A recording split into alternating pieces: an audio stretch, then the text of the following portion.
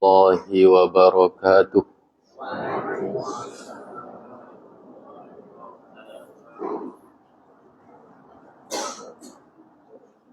إن الحمد لله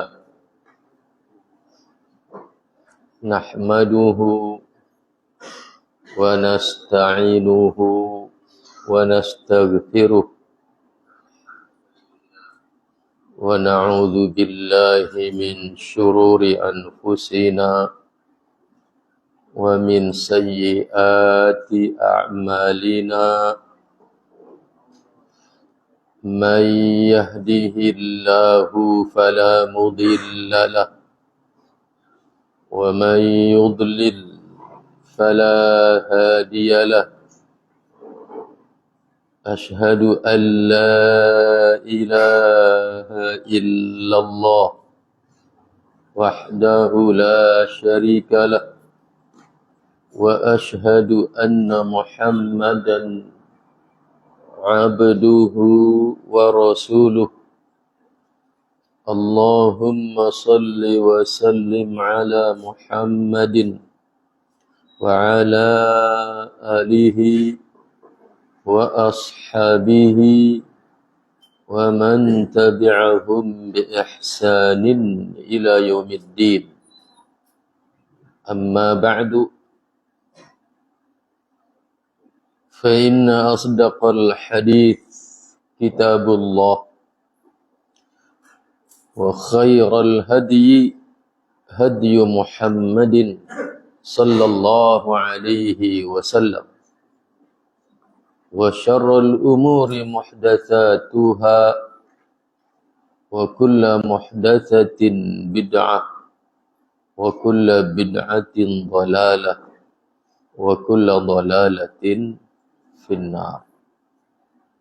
Saudaraku, para bapak, para ibu, hadirin hadirat, ikhwatal iman, wabil khusus anak-anakku para santri, hafizakumullahu wa ra'akum. Alhamdulillah,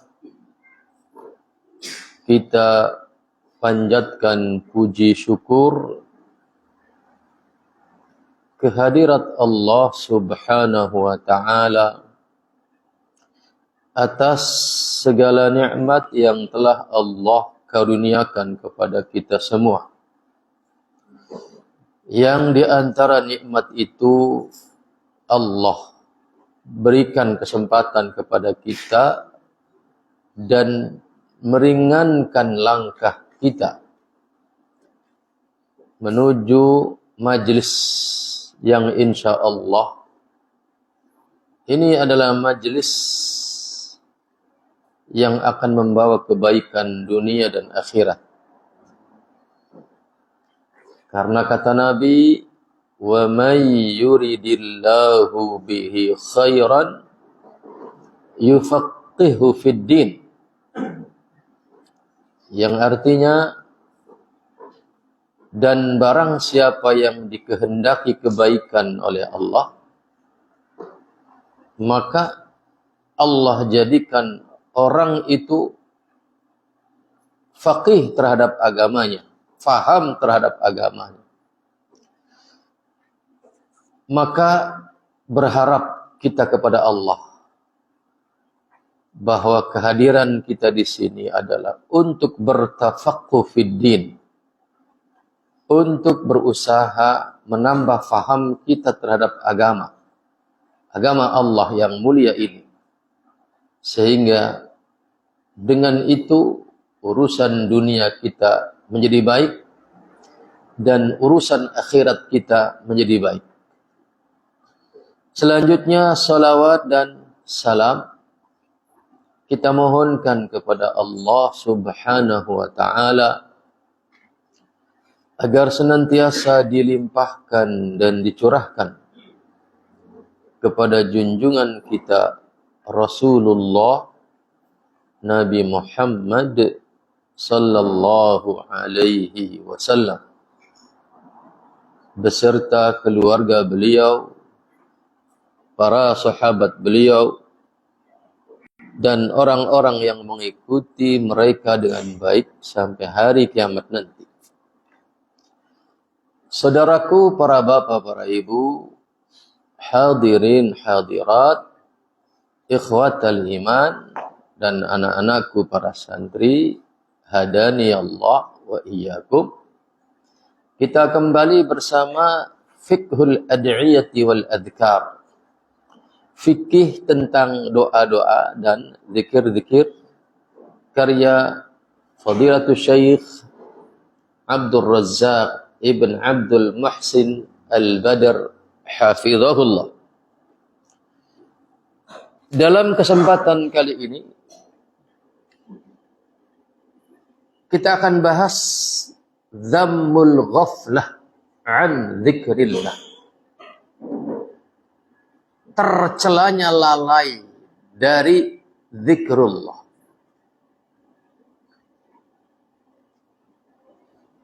Kemarin kita sudah membahas bahwasannya Allah berfirman, ya ayyuhalladzina amanu dzkurullaha dzikran katsira wasabbihuhu bukratan wa asila. Huwa alladhi yusalli alaikum wa malaikatuhu liyukhrijakum minadh dhulumati ilan nur, dan seterusnya. Surat Al-Ahzab ayat 41 sampai 43. Di dalam ayat itu Allah memerintahkan kepada kita agar kita berzikrullah dengan zikir yang banyak dan agar kita bertasbih di waktu pagi dan petang. Dan hikmahnya, faidahnya adalah bagi orang yang banyak zikrullah dan bagi orang yang bertasbih di waktu pagi dan petang, maka dia akan mendapatkan sholawatnya Allah. Dia akan mendapatkan sholawatnya para malaikat.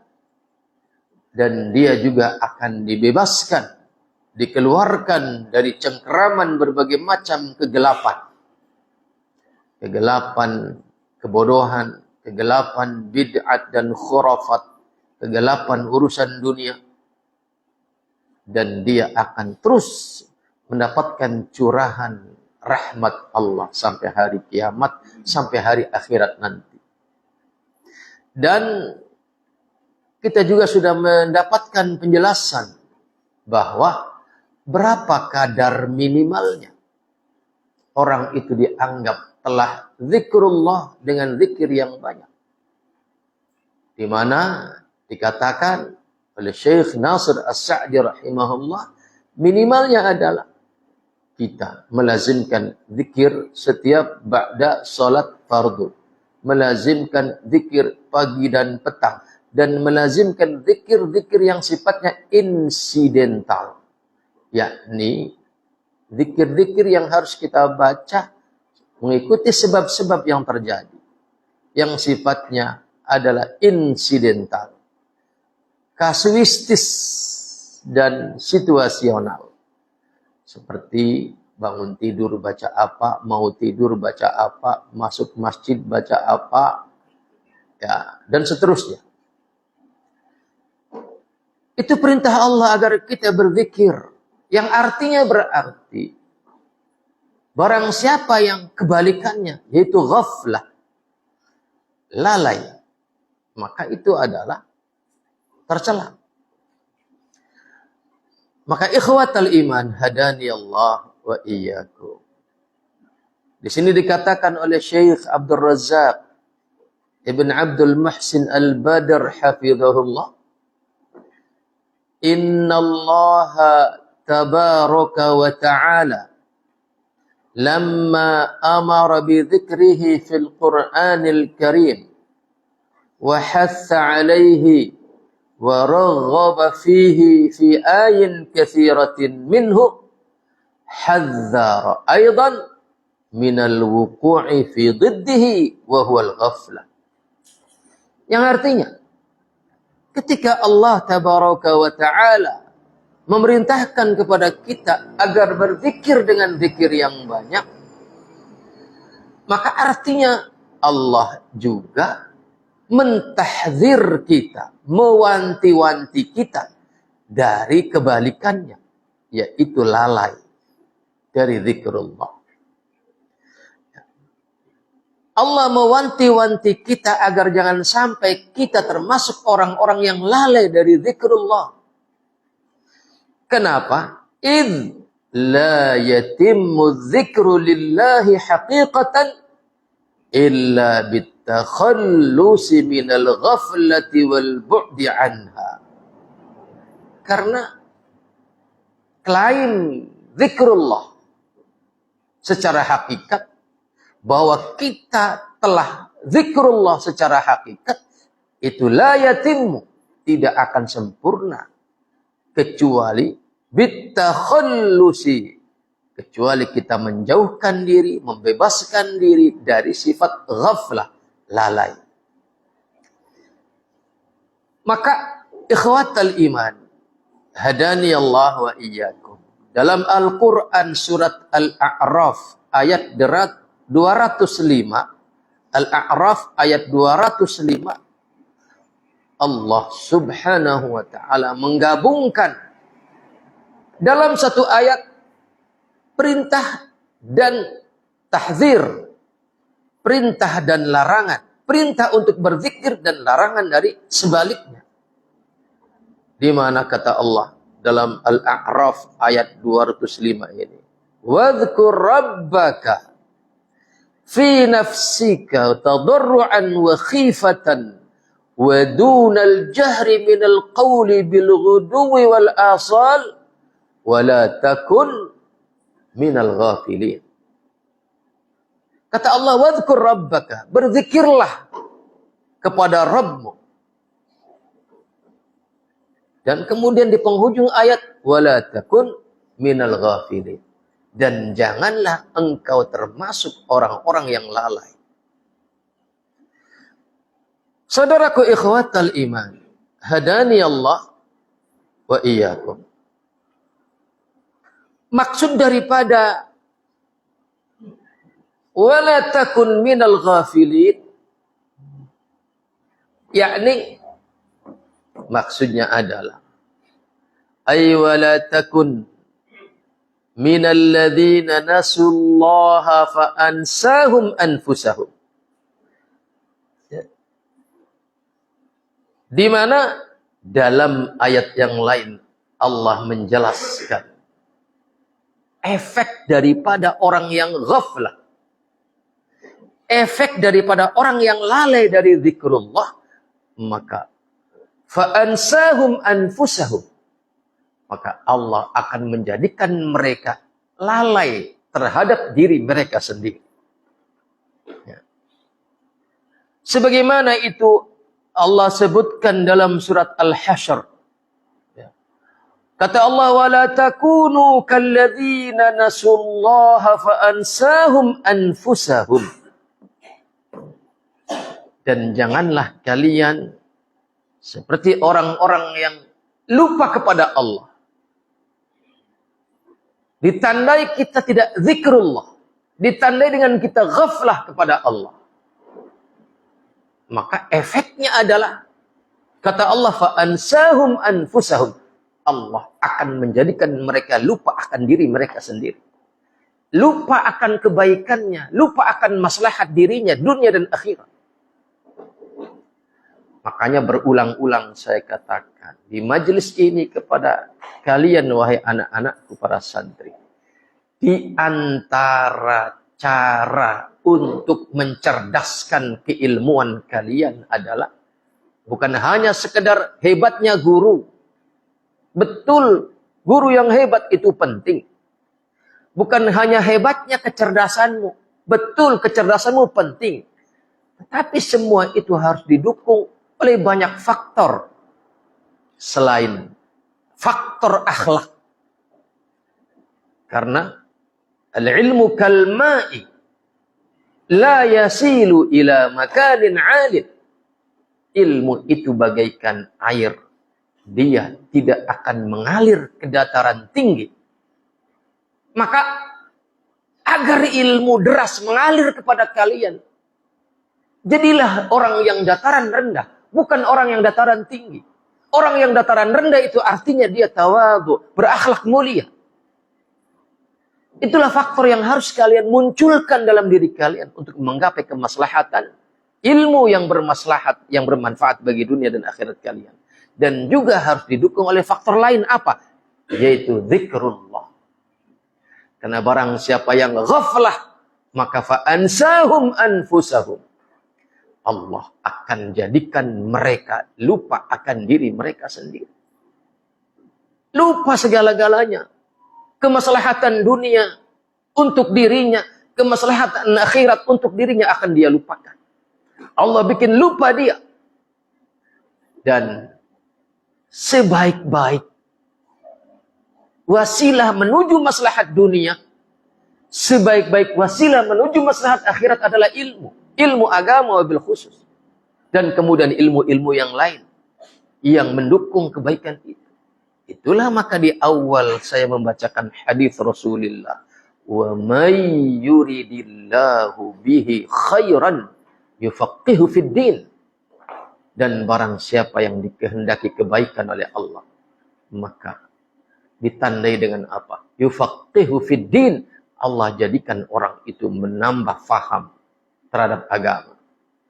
Maka kemaslahatan apapun yang kamu kejar, apakah maslahat ilmu dunia, apakah maslahat ilmu akhirat, ia akan berujung kepada kemaslahatanmu apabila ditopang oleh pemahaman agama yang baik dan benar.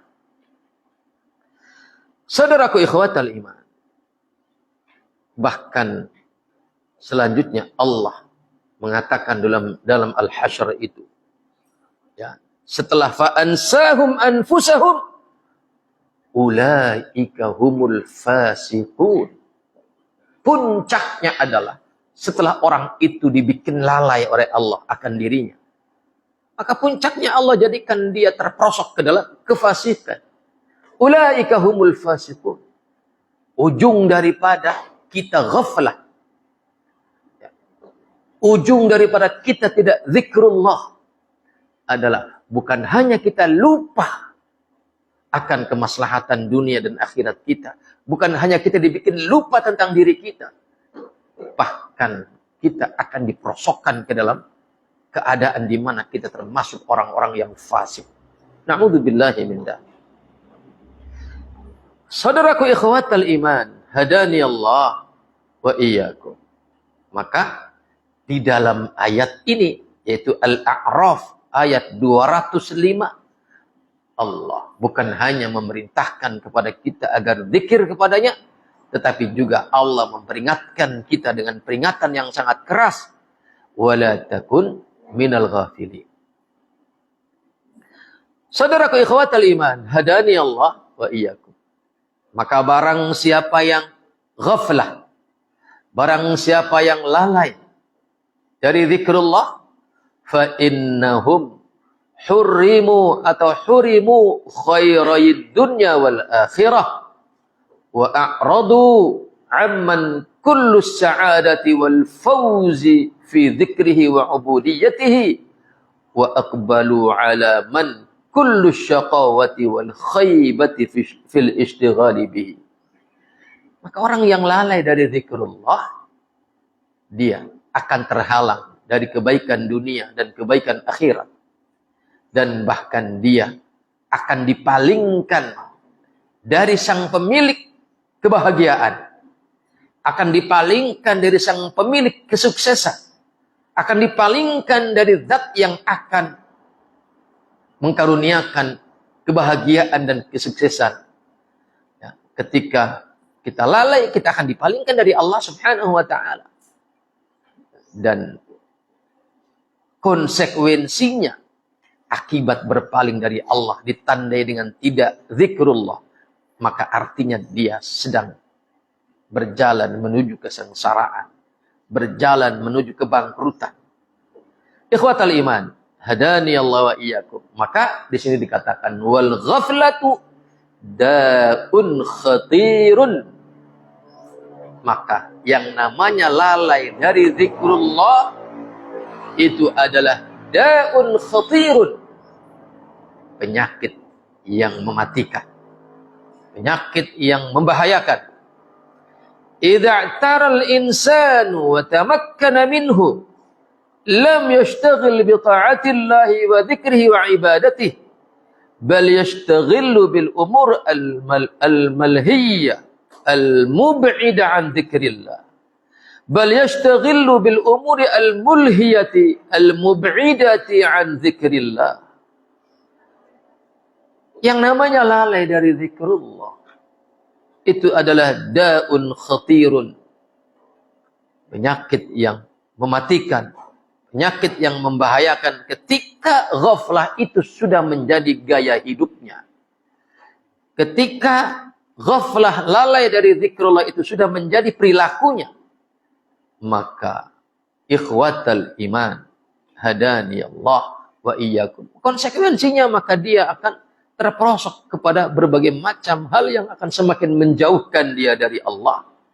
Maka wa in amila a'malan min at-ta'ah wal ibadah fa innaha ta'ti minhu ala halatin sayyi'atin wa wad'in ghairi hasanin fatakunu a'maluhu 'ariyatan min al-khushu'i wal khudu'i wal inabati wat tuma'ninati wal khasyati was sidqi wal ikhlas. Kalaupun dia masih menjalankan sebagian ketaatan akibat ghaflah yang sudah menjadi perilaku hidupnya, maka kalaupun masih ada sebagian ketaatan yang dia lakukan, maka itu akan dilakukan dengan halas sayyi'ah, dengan keadaan yang buruk, dengan cara yang tidak bagus, sehingga kemudian amalan itu akan sunyi dari khusyuk, akan sunyi dari khudu', sunyi dari inabah, sunyi dari tuma'ninah, sunyi dari as-sidqi wal ikhlas. Amalan yang hanya bangkai, tidak ada roh. Ibadah yang hanya bangkai, tidak ada nyawa. Karena nyawa ibadah itu adalah al-khusyu'u, rasa khusyuk, wal khudu', merendahkan diri di hadapan Allah, wat tuma'ninah, dan khasyah, was sidqi wal ikhlas. Itulah roh daripada ibadah. Orang-orang yang berperilaku ghaflah dari zikrullah, kalaupun dia masih menjalankan sebagian ibadah, akan sunyi dari itu semua, jadi hanya bangkai. Walihada jaa fil Qur'anil Karim, oleh karena ini maka datang di dalam Al-Qur'anul Karim fi mawatin katsiratin minhum at-tahdhiru minha wa dhammuha wa bayanu su'i aqibatiha. Oleh karena itulah maka telah datang di dalam Al-Qur'an, di dalam banyak ayat, di dalam banyak surat, akan datang tahdzir, peringatan keras dari menjadi orang yang ghaflah. Banyak ayat di dalam banyak surat dari Al-Quran, celaan-celaan terhadap orang yang ghaflah, dan penjelasan akan buruknya akibat daripada ghaflah. Bahkan wa annaha min khisalil kafirin wa sifatil munafiqin al mu'ridin. Bahkan ghaflah itu sesungguhnya adalah termasuk sifat orang-orang kafir, termasuk sifat orang-orang munafik. Ghaflah, lalai dari Allah, lalai dari zikrullah, itu adalah sifat orang munafik, itu adalah sifat orang kafir. Maka janganlah kita seperti mereka. Janganlah kita seperti mereka. Maka disebutkan oleh Allah dalam Al-Quran surat Al-A'raf ayat 179. Kata Allah, وَلَقَدْ ذَرَأْنَا لِجَهَنَّمَ jahannam katsiran minal jinni wal ins. Neraka jahanam itu akan dipenuhi oleh jin dan manusia. Karena memang secara asal dua makhluk inilah yang diperintahkan untuk beribadah kepada Allah. Wa ma khalaqtul jinna wal insa illa liya'budun. Dan tidaklah aku ciptakan jin dan manusia kecuali agar mereka beribadah kepada aku. Jin diciptakan sebagai jin, manusia diciptakan sebagai manusia adalah untuk beribadah kepada Allah Subhanahu wa taala. Dan di antara bentuk ibadah adalah zikrullah. Dan di antara bentuk untuk menuju kesempurnaan ibadah adalah zikrullah. Maka pada beberapa pertemuan yang lampau, ketika kita membahas kitab ini, ketika Nabi ditanya, mana sholat yang lebih afdal? Mana ibadah haji yang lebih afdal? Mana ibadah puasa yang lebih afdal? Nabi menjawab, seutama-utama sholat, seutama-utama haji, seutama-utama puasa adalah sholat, haji, dan puasa yang di dalamnya ada zikrullah. Maka ketika manusia dan jin yang sesungguhnya mereka lah yang mukallafun, diberi beban untuk beribadah kepada Allah, kemudian mereka tidak mau, maka kemudian mereka akan dijebloskan ke dalam neraka jahanam. Walaqad dzara'na li jahannam katsiran, banyak minal jinni wal insi. Sifat mereka apa? Lahum qulubun la yafqahuna biha. Mereka punya hati, tetapi hati tidak digunakan untuk memahami. Lahum a'yunun la yubsiruna biha. Mereka punya mata, tetapi tidak digunakan untuk memandang kepada yang baik. Dan di antara sebaik-baik memandang adalah mutala'atul ilmi.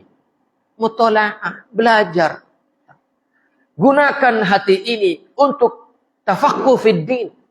Gunakan mata ini untuk mutala'ah, mempelajari agama. Walahum adhanun la yasma'una biha. Dan mereka punya telinga, tetapi tidak mereka gunakan untuk mendengarkan. Pendengaran mereka tidak digunakan untuk mendengarkan suara-suara yang baik. Dan sebaik-baik suara adalah seruan kepada agama Allah Subhanahu wa taala. Ulaika kal an'am. Kata Allah, mereka yang demikian itu, yaitu mereka yang lahum qulubun la yafqahuna biha, mereka yang lahum a'yunun la yubsiruna biha, mereka yang lahum adhanun la yasma'una biha, mereka itu kal an'am, bagaikan binatang ternak.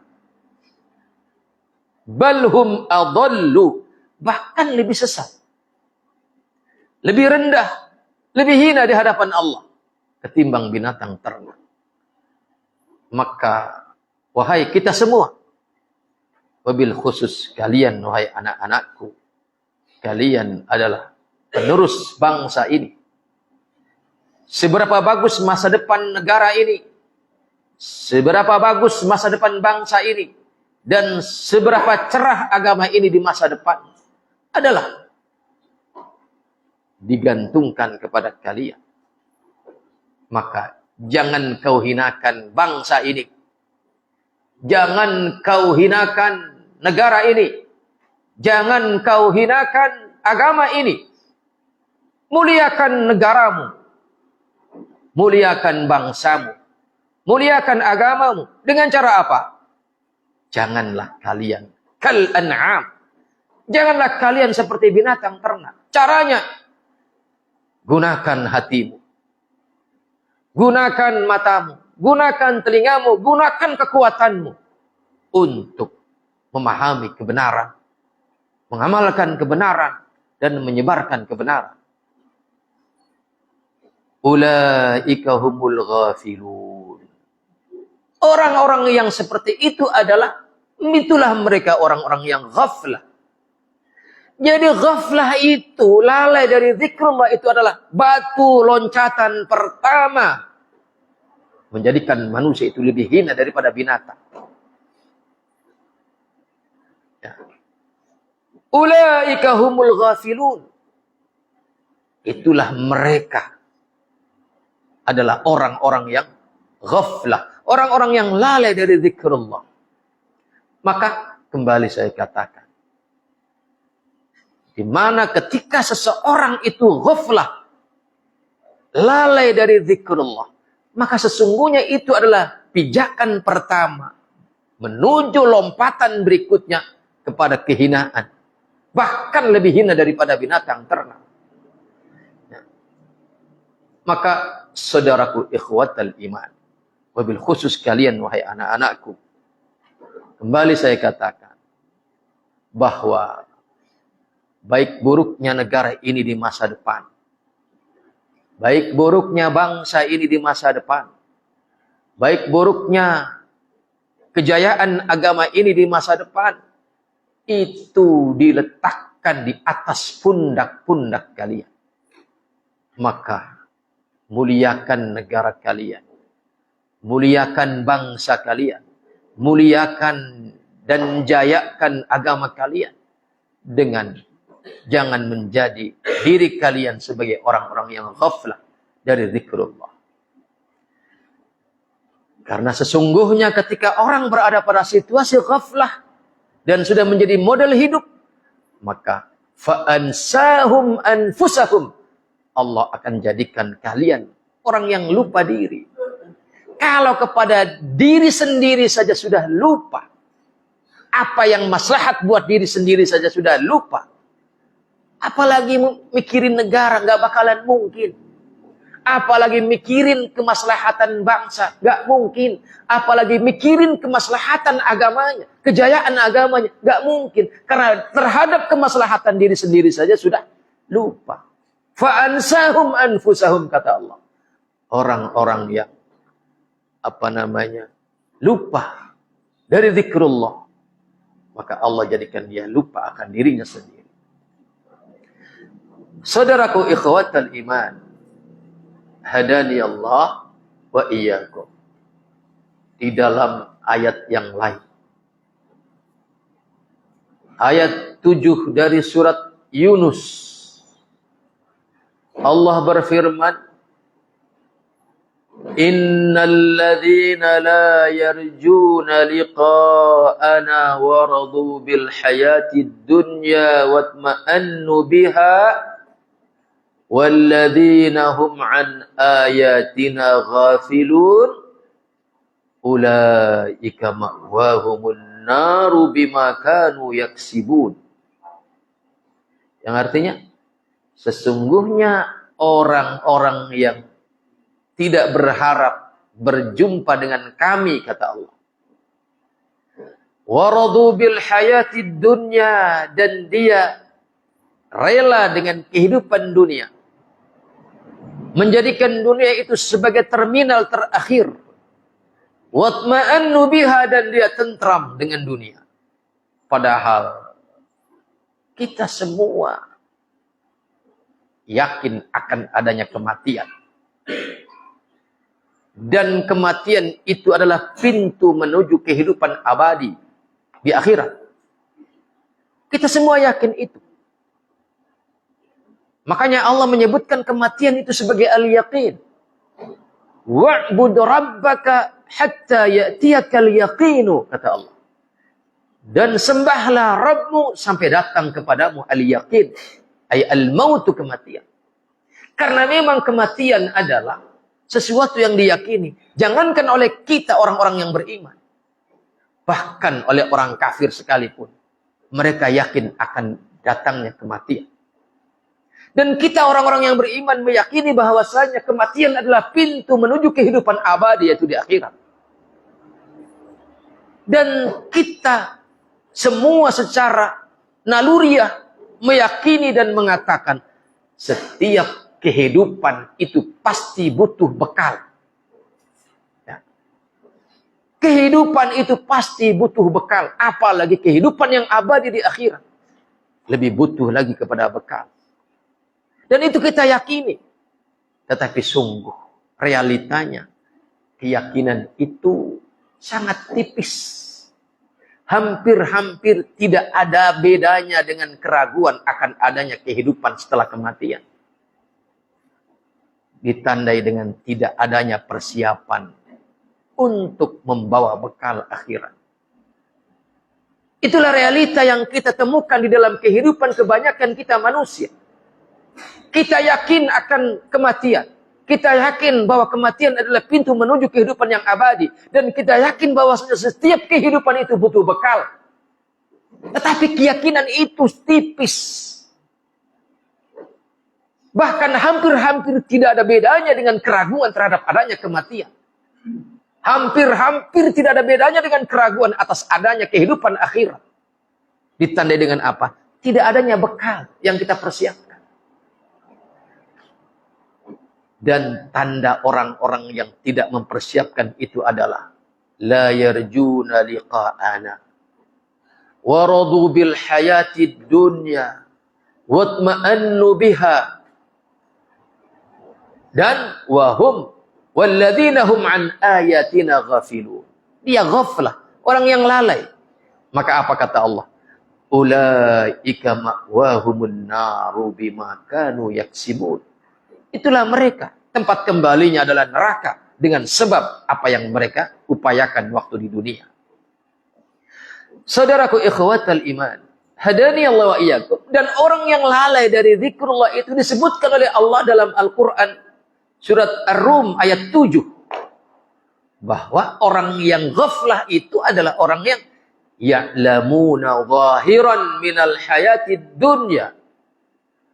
Orang yang memahami kehidupan dunia itu hanya sebatas kulitnya saja. Seolah kita itu hanya lahir, makan, mati, selesai. Itu adalah orang yang memahami dunia itu sebatas kulitnya saja. Wa hum 'anil akhirati hum ghafilun. Itulah orang-orang yang lalai. Saudaraku ikhwatal iman. Hadani Allah wa iyyakum. Kata Syekh Abdul Razak hafizahullah. Selanjutnya beliau mengatakan, inna mathalal ghafili an dzikrillahi mathalul mayyit atau mithlul mayyit.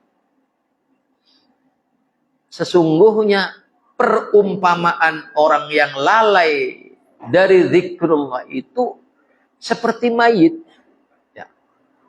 Jadi kalau kita ini lalai, kalau kalian wahai anak-anakku lalai dari zikrullah, itu artinya saya punya santri zombie.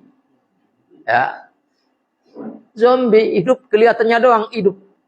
Ya. Ya. Maka harus dihidupkan dengan apa? Kita ikuti penjelasannya. Inna mathalal ghafili an dzikrillahi mathalul mayyit. Sesungguhnya perumpamaan orang yang lalai dari zikrullah adalah bagaikan orang yang mayit, telah mati. Wa qad taqaddama ma'ana anna dzikra huwa hayatul qulubi haqiqatan.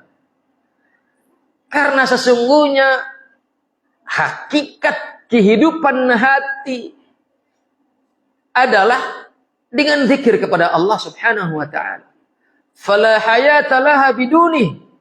Maka tidak ada kehidupan bagi sang hati manusia kalau tanpa zikir kepada Allah. Dan ketahuilah, hajat hati kita kepada zikrullah itu lebih besar ketimbang hajatnya ikan kepada air. Air sangat dibutuhkan oleh ikan.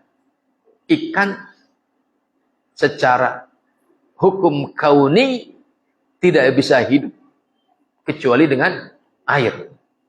Artinya, sebab akibat kehidupan dia adalah dengan air. Maka seperti itulah hati kita dengan zikrullah. bagaikan ikan yang tidak bisa hidup dengan air, maka hati ini tidak bisa hidup kecuali dengan zikrullah.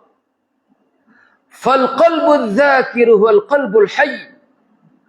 Maka hati yang senantiasa zikrullah adalah hati yang hidup, dan hati yang lalai adalah hati yang mati. Sebagaimana disebutkan dalam hadis yang muttafaqun alaih, hadis sahih yang diriwayatkan oleh Al-Imam Al-Bukhari dalam kitab sahihnya, juga diriwayatkan oleh Al-Imam Muslim di dalam kitab sahihnya, min hadits Abi Musa Al-Asy'ari radhiyallahu anhu anin Nabi sallallahu alaihi wasallam qala. Nabi bersabda, kata Nabi, mathalul ladzi yadhkuru rabbahu walladzi la yadhkuruhu mathalul hayy wal mayyit. Perumpamaan orang yang zikru rabbih dengan orang yang tidak zikru rabbih. Perumpamaan antara orang yang zikrullah dengan orang yang tidak zikrullah adalah perumpamaannya bagikan antara orang yang hidup dan orang yang mati. Maka jangan berkepanjangan di atas kematian hati. Kalau satu saat lewat, dalam hadis yang sudah kita bahas di awal perjumpaan ketika kita membahas kitab ini, ketika ada satu saat yang lewat tanpa diisi dengan zikrullah, maka kata Nabi, itu akan menjadi kerugian yang disesali. Kalau rugi tanpa menyesal masih mending. Ya. Tapi kalau rugi dan kemudian kita terus meratapi kerugian itu, dan itulah yang terjadi orang-orang yang melewatkan waktu-waktunya tanpa zikrullah. Maka hari ini saya tambahkan dengan menjelaskan hadis ini. Berarti orang yang dalam satu saat tidak diisi dengan zikrullah, maka saat itu dia sedang mati. Maka jangan berkepanjangan membiarkan hati ini mati. Caranya hidupkan dengan apa? Zikrullah. Dengan zikrullah. Sebab kalau mati sesaat kemudian dibiarkan terus, nanti akan mati beneran. Hati itu akan mati. Kalau hati sudah mati, maka kebaikan apa yang diharapkan dari orang yang memiliki hati yang mati? Jangankan kebaikan untuk orang lain, kebaikan untuk diri sendiri saja dia tidak mendapatkannya. Maka kebaikan apa yang bisa kita harapkan dari orang-orang yang sudah mati hatinya? Dan kronologi hati yang mati itu adalah kronologinya adalah bermula dari lupa, dari zikrullah. Saudaraku ikhwatal iman, hadani Allah wa iyyakum. Maka kemudian di sini Fadilatul Syekh Abdul Razzaq Ibn Abdul Muhsin Al-Badr hafizahullah membagi hati manusia itu menjadi 3 bagian. Maka mari kita deteksi, mari kita observasi di posisi mana hati kita ini, agar kita bisa menjaganya jika hati itu adalah yang baik, agar kita bisa mengobatinya jika hati itu telah rusak, dan agar kita bisa menumbuhkannya, menghidupkannya kembali jika hati itu adalah mati. Beliau mengatakan bahwasannya walamma kana al-qalbu bihadhihi al-mathabah yusufu bil hayati wa dhiddiha inqasamatil qulubu bihasabi dzalika ila 3 aqsam. Maka hati manusia itu terbagi kepada 3 bagian. Yang pertama adalah al-qalbus salim, hati yang sehat. Dan ini perlu laboratorium untuk memastikan badan kita sehat saja. Butuh ahlinya, butuh observasi oleh ahlinya, butuh laboratorium. Maka jika hasilnya baik, maka apa tandanya? Al-qalbus salim adalah alladhi salima min an yakuna li ghairillahi fihi syirkun biwajhin ma bal qad khalusat ubudiyatuhu lillahi ta'ala iradatan wa mahabbatan wa tawakkulan wa inabatan wa ikhbatan wa khasyatan wa rajaan wa khalusa amaluhu lillah fa in ahabba ahabba fillah wa in abghada abghada fillah wa in a'ta a'ta lillah wa in mana'a mana'a lillah wa yakunul hakimu alaihi fi umurihi kulliha huwa ma ja'a bihi Rasulullah sallallahu alaihi wasallam. Tanda hati yang salim adalah pertama, di dalam hatinya tidak ada sesuatu selain Allah. Tidak mensekutukan Allah dengan apapun. Kemudian yang kedua, ubudiyahnya kepada Allah, dia murni semata karena Allah. Baik dalam bentuk irodahnya, baik dalam bentuk mahabbahnya, baik dalam bentuk tawakulnya, semua amalan hati semata karena Allah Subhanahu wa ta'ala. Dan amalan lahiriahnya dia murnikan semata karena Allah. Maka ketika dia mempunyai sifat cinta, maka dia pun mencinta karena Allah. Dan sebagaimana manusia itu adalah memiliki rasa benci, maka kalaupun harus membenci, apapun yang dia benci, semata karena Allah.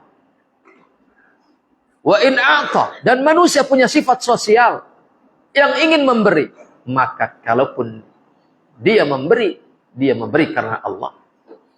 Dan jikapun dia harus pelit karena Allah Subhanahu wa ta'ala. Itulah tanda lahiriahnya. Tanda batiniahnya, semua amalan hati dia ikhlaskan karena Allah. Dan amalan lahiriahnya pun semata karena Allah. Dan semua itu berdasarkan syariatnya Rasulullah sallallahu alaihi wasallam. Kalau mencinta, dan memang itu sifat kita manusia mencintai, maka cintailah itu dengan sebab apa? Karena Allah. Kalaupun harus membenci, karena memang kita punya sifat membenci, maka bencilah semata karena Allah. Kalaupun kita mau dermawan, maka dermawanlah karena Allah Subhanahu wa ta'ala. Kalaupun kita harus pelit, maka pelitlah karena Allah Subhanahu wa ta'ala. Paham maksudnya? Maksudnya adalah kita pelit ketika itu diminta untuk hal-hal yang maksiat kepada Allah. Itu artinya pelit karena Allah. Kita dermawan memberi, artinya kita memberi kepada orang yang membutuhkannya, dan kebutuhannya bukan untuk maksiat kepada Allah. Itu artinya kita dermawan karena Allah Subhanahu wa ta'ala. Maka barang siapa yang demikian, itu artinya pertanda dia adalah hatinya adalah hati yang salim, hati yang sehat, hati yang hidup. Sedangkan yang kedua adalah al-qalbul mayyitu, hati yang mati. Apa tandanya hati seseorang telah mati? Yaitu la ya'rifu rabbahu, wa la ya'buduhu, wa la yamtathilu amrahu, wa la yaf'alu ma yuhibbuhu wa yarda. Orang yang tidak mengenal Tuhannya, lupa kepada Rabbnya, sehingga kemudian la ya'buduhu, dia tidak menyembahnya, wa la yamtathilu amrahu, dia tidak menjalankan perintahnya, wa la yaf'alu ma yuhibbuhu wa yarda, dan tidak mengerjakan apa yang dicintai dan diridhai oleh Allah Subhanahu wa ta'ala. Itulah hati yang mati. Dan indikator pertama hati seseorang itu menuju kematian adalah ghaflah. Sesuatu yang ringan, yang tidak dirasa. Dan itulah biasanya penyakit. Penyakit yang besar itu bermula dari penyakit yang kecil yang diabaikan. Zikrullah itu ringan. Zikrullah itu ringan.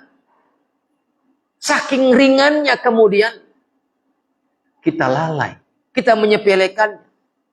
Dan kalau penyepelean terhadap yang ringan ini dibiarkan terus, sebagaimana kalau kita ada gejala penyakit ringan, dibiarkan saja tanpa pengobatan, tanpa dibawa ke dokter yang ahlinya, maka dia akan terus memburuk dan memburuk. Baru kita akan kaget kalau sudah stroke. Bahkan sampai berujung kepada kematian. Itu sebenarnya bermula dari hal-hal yang sepele yang dibiarkan. Maka inilah kenapa syaitan itu bersemangat luar biasa untuk menghalangi kita dari zikrullah. Dan itu yang kita rasakan. Betapa malasnya kita zikrullah yang padahal segitu ringannya. Karena syaitan tahu ketika orang sudah lalai dari zikrullah, itu adalah jalan pertama untuk mulusnya pembinasaan manusia kepada jenjang-jenjang berikutnya dari kebinasaan dan kehancuran dan kehinaan. Jadi tanda hati yang mati itu adalah la ya'rifu rabbahu wa la ya'buduhu wa la yamtasilu amrahu wa la yaf'alu ma yuhibbuhu wa yardah, bal huwa waqifun ma'a syahawatihi wa ladzatihi. Bahkan dia